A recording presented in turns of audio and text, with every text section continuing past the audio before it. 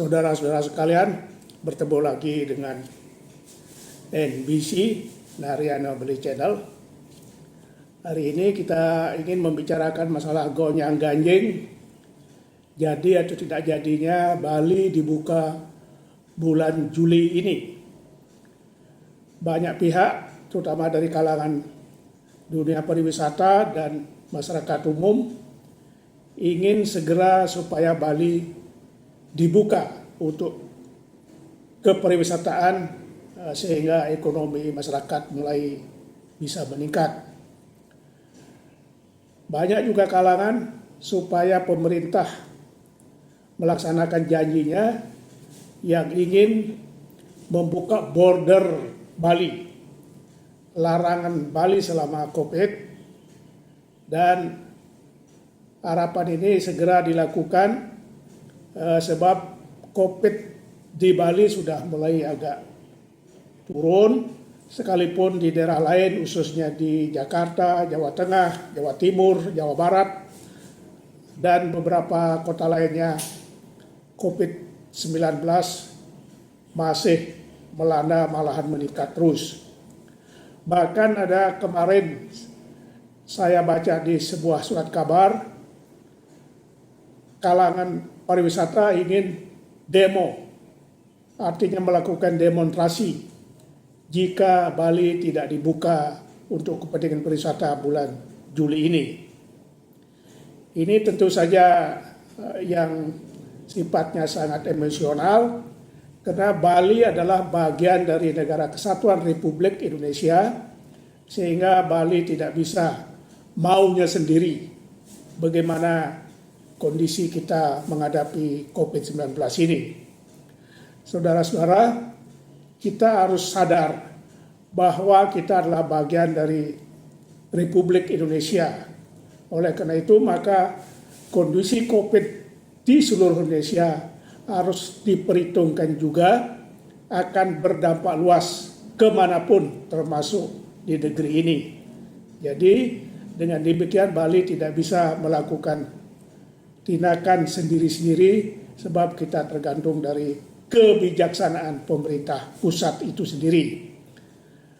Oleh karena itu, saudara-saudara sekalian, mari kita tunggu bagaimana kebijaksanaan pemerintah pusat mengenai perkembangan atau mengenai kondisi Bali terkait dengan dunia pariwisata.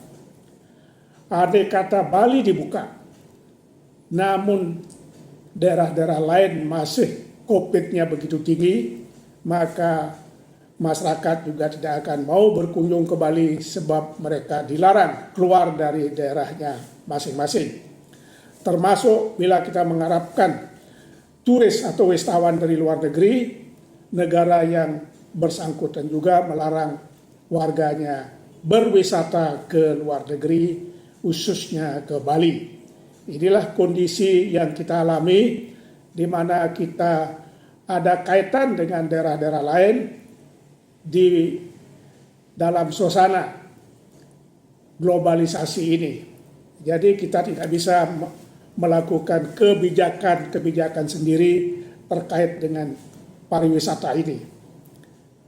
Masalahnya, pariwisata tergantung dari pihak lain. Kita tidak bisa sendiri aman di Bali, namun di daerah lain belum aman, sehingga ini akan memiliki sangkut paut yang begitu erat dengan kondisi-kondisi di dunia global. Oleh karena itulah, maka kita sebagai masyarakat Bali perlu sabar, tidak perlu emosional, dan harus mengikuti apapun yang terjadi di dunia luar dan juga bagaimana kebijaksanaan pemerintah pusat mengenai kondisi kita di Bali.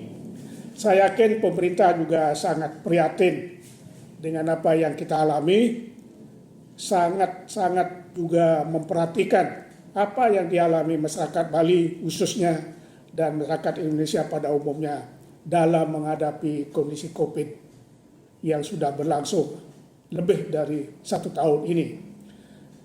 Oleh karena itu, mari kita menunggu dengan sabar apapun kebijaksanaan dari pemerintah pusat sebab juga akan memiliki kaitan mengenai bagaimana kebijaksanaan pemerintah Provinsi Bali di bawah komando Gubernur Bali Wayan Koster. Saudara-saudara, apapun kondisinya, kita yakin bahwa suatu saat COVID akan berakhir. Saya yakin juga atas restu Ide Yang Widiwasa, maka masyarakat Bali juga akan bangkit kembali dalam masa-masa yang akan datang.